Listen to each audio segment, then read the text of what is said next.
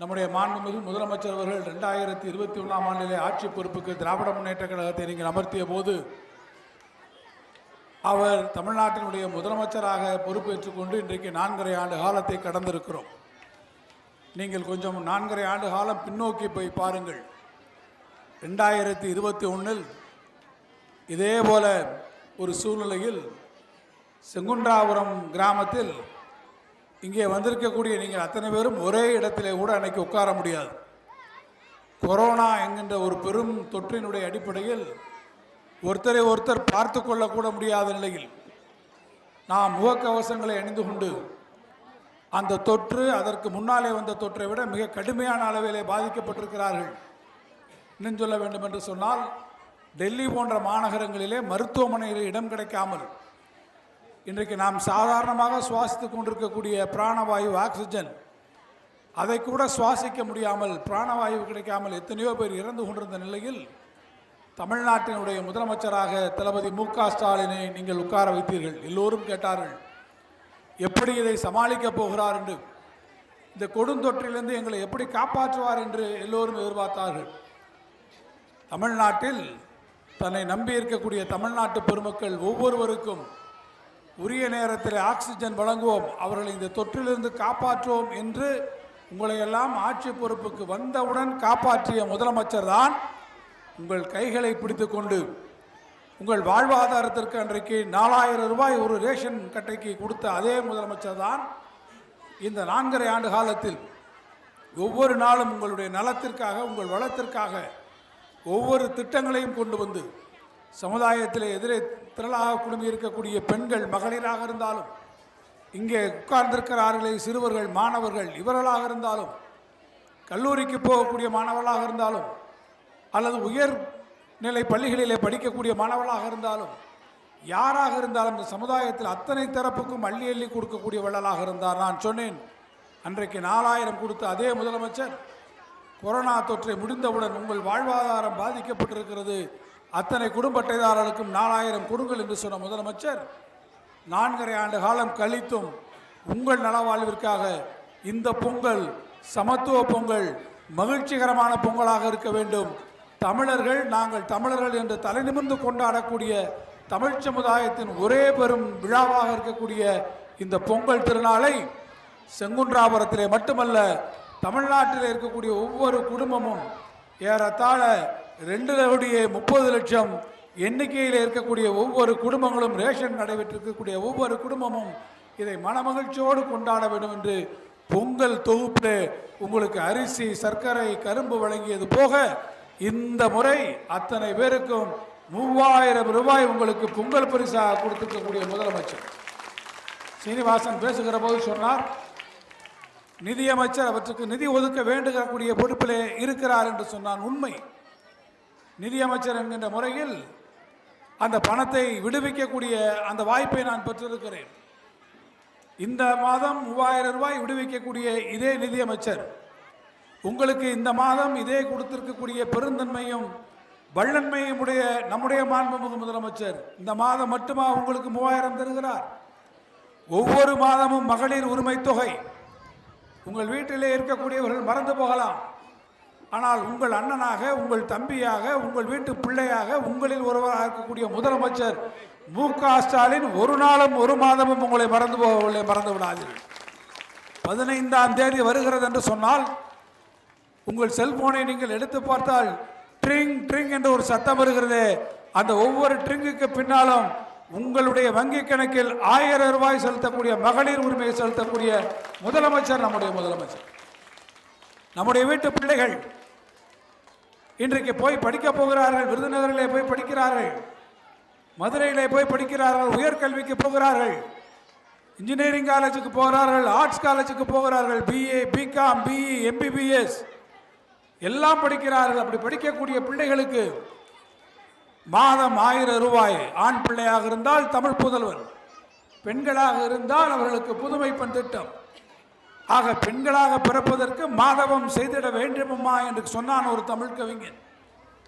அப்படி மாதராய் பிறப்பதற்கு மாதவம் செய்திட வேண்டும் என்பதை தமிழ்நாட்டில் நிரூபிக்கக்கூடிய அளவிற்கு பெண் பெற்றதால் பெருமை பெற்றோம் என்று சொல்லக்கூடிய தமிழ்நாட்டில், பெண்களை தெய்வமாக போற்றக்கூடிய இந்த தமிழ்நாட்டில் பெண்களுக்காக இன்றைக்கு இவ்வளவு பெரிய சிறப்புகளை செய்திருக்கக்கூடிய முதலமைச்சர் இந்தியாவில் வேறு எந்த மாநிலம் செய்திருக்கிறது?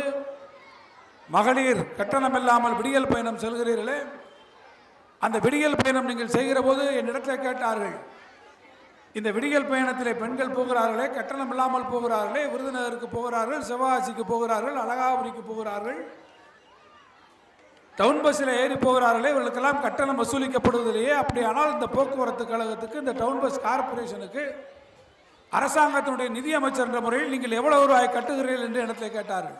அவர்களுக்கு நான் பதில் சொன்னேன். என்ன சொன்னேன்? அரசாங்கம் இதற்கான இழப்பை எவ்வளவு கோடி அவர்களுக்கு தருகிறது என்ற கேள்விக்கு நான் பதில் சொல்வதற்கு முன்பாக, ஒவ்வொரு பெண்களும் ஒரு வருடத்தில் கட்டணமில்லாத இந்த மகளிர் விடியல் பயணத்தை மேற்கொள்வதன் மூலமாக அவர்களுடைய சேமிப்பு எவ்வளவு ஆகிறது என்று கேட்டால் நான் சொல்லுகிறேன், ஒவ்வொரு பெண்ணும் ஒரு வருடத்தில் கட்டணம் இல்லாமல் பயணம் செய்கிற போது சராசரியாக தமிழ்நாட்டில் ஒவ்வொரு பெண்ணுக்கும் 1000 ரூபாய் அவருடைய இதிலே அவர்கள் சேமிக்கிறார்கள். நான் மிச்சப்படுத்துகிறார் என்று சொல்ல மாட்டேன். உங்களுக்கு சேமிப்பு வருகிறது, அந்த சேமிப்பு உங்கள் கையில் இருக்கிறது. ஏதேனும் ஒரு நாள் உங்களுக்கு தேவைப்படுகிறது, ஆத்திர அவசியம் நீங்கள் ஏறி போக வேண்டுமா? உங்கள் வீட்டுக்காரரை கேட்க வேண்டியதில்லை. உங்கள் வீட்டுக்கு ஒரு விருந்தாளி வருகிறார்கள், நல்லது பொழுது வாங்க வேண்டுமா? யாரையும் கேட்க வேண்டியதில்லை. பெண்கள் கையில் சுய உதவி குழுக்கள் என்கின்ற முறையில் உங்களிடத்திலே பொருளாதார சற்சார்பை கொடுத்த மாண்புமிகு முதலமைச்சர் இன்றைக்கு உங்களை தூக்கி பிடித்திருக்கிறார் உலக அரங்கிலே. இந்தியாவிலே வேறு எந்த மாநிலங்களும் பார்ப்பிருந்தால் இந்த திட்டத்தை அமல்படுத்துகிறோம் என்று நம்முடைய தமிழ்நாட்டின் திட்டத்தை ஏற்றுக்கொண்டு செயல்பட்ட யாரும் பாதி வழியிலே போய் நின்று விட்டார்கள். தமிழ்நாட்டில் தான் கடந்த ஆண்டு 1,13,00,000 பேருக்கு வழங்கிய நம்முடைய திராவிட மாடல் ஆட்சி, நம்முடைய தளபதி மு.க. ஸ்டாலின் ஆட்சி வரலாற்றிலே இல்லாத அளவிற்கு கொடுத்ததை விட இன்னும் கூடுதலாக 17 லட்சம் பேருக்கு கொடுத்து 1,31,00,000 பேருக்கு இன்றைக்கு மகளிர் சுய உதவி குழு வழங்குகிறோம். நம்முடைய குழந்தைகள் கைதட்டுகிறது. பெண்கள் உங்களுக்கெல்லாம் கொடுக்கிறேன் என்று சொல்கிற போது நீங்கள் கைதட்டுகிறீர்களோ இல்லவோ, உங்களுக்காக இந்த குழந்தைகள் கைதட்டுகிறது. இப்போது இந்த குழந்தைகளுக்காக நான் ஒன்றை சொல்லுகிறேன், நீங்கள் எல்லாரும் கைதட்ட வேண்டும். ஏன்னா உங்களுக்கெல்லாம் சொல்ல போகும்போது இந்த பிள்ளையை கைதட்டுச்சு, இந்த பிள்ளைகளுக்கு ஒன்று சொன்னால் நீங்கள் தான் கைதட்டணும். சரியா? இந்த பிள்ளைங்க எல்லாம் 1ல் இருந்து 5வது வகுப்பு படிக்குது, பள்ளிக்கூடத்துக்கு போய் படிக்குது.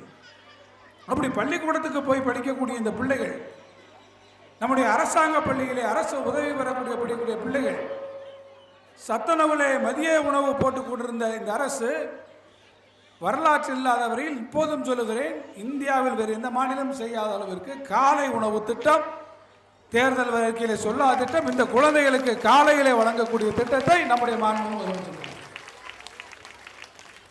ஆக நான் இந்த இடத்தை நடுவில் நின்று பார்த்தால் எனக்கு வலதுபுறம் இருக்கக்கூடிய உங்களுக்கும் செய்கிறார், எனக்கு இடதுபுறம் இருக்கக்கூடிய பிஞ்சு குழந்தைகளுக்கும் செய்கிறார்.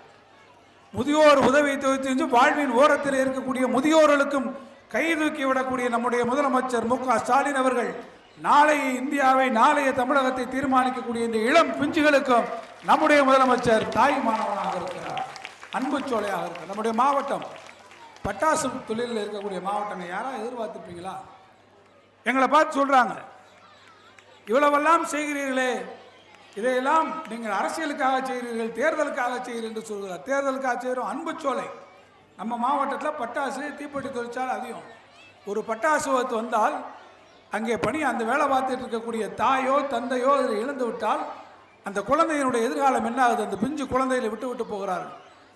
அந்த பிஞ்சு குழந்தைகளையும் கூட கைதூக்கி விட்டு காப்பாற்றி அவர்களுக்கு இறுதி வரை இந்த பணத்தை வழங்கி அவர்கள் வங்கி கணக்கில் செலுத்தி அவர்களுடைய வாழ்க்கையை நாளைக்கு உறுதி செய்திருக்க. அந்த பிள்ளை நாளைக்கு வந்து ஓட்டா போட போது சீனிவாசனுக்கு ஓட்டு போடுற வயசு அந்த பிள்ளைக்கு இல்லை. அரசியலுக்காக ஓட்டுக்காக செய்யவில்லை, இந்த சமுதாயத்தை நாளைக்கு காப்பாற்ற வேண்டிய பெரும் பொறுப்பை வகித்துக் கொண்டிருக்கிறோம். உங்களுக்காகவும் சேர்த்து திட்டமிட்டு அதை உழைக்கக்கூடிய முதலமைச்சரை நாம் பெற்றிருக்கிறோம். அந்த முதலமைச்சருக்கு இருக்கக்கூடிய பணிகளை நம்முடைய துணை முதலமைச்சர் தன்னுடைய 2 தோள்களிலும் இன்றைக்கு தூக்கி கொண்டிருக்கிறார். இருக்கக்கூடிய மகளிருக்கு இந்த 100 நாள் வேலை திட்டத்தை பணம் வரவில்லை என்று நாங்கள் வந்து பணம் கொடுங்கள் என்று 4000 கோடி ரூபாய் பணம் வேண்டும் என்று உங்களுக்கு கொடுக்க வேண்டிய இந்த சம்பள பணத்தை கொடுங்கள் என்று கேட்டு இதே மேடையிலே இருந்து நாங்கள் போர்க்குரல் எழுப்பினோம். ஞாபகம் இருக்கும் என்று நினைக்கிறேன். இதே இடத்துல இதே தங்கம் தென்னரசு தான் உங்களுக்கு கொடுக்க வேண்டிய, சட்டப்படி கொடுக்க வேண்டிய பணத்தை கொடுப்பதற்கு மத்திய அரசாங்கம், ஒன்றிய அரசாங்கம் தர வேண்டும் என்று கேட்டேன். ஆனால் இன்றைக்கு என்ன நிலைமை? அந்த திட்டத்தையே இன்றைக்கு இழுத்து கூட்டக்கூடிய நிலைமையை மத்திய ஒன்றியத்தில் இருக்கக்கூடிய பாஜக அரசு மகாத்மா காந்தி பேரை எடுத்துவிட்டு இன்றைக்கு வேறு ஒரு பேரை அதில் வைத்து இன்றைக்கு அந்த திட்டத்தை முடக்கக்கூடிய நிலைமையிலே கொண்டு வந்திருக்கிறார். எனவே மக்களை நீங்கள் விழித்துக் கொள்ளுங்கள். உங்களுக்காக பாடுபடக்கூடிய முதலமைச்சர், உங்களுக்காக நலன் திட்டங்களை வழங்கக்கூடிய முதலமைச்சர் இருக்கிறார். அவர் வேண்டுமா?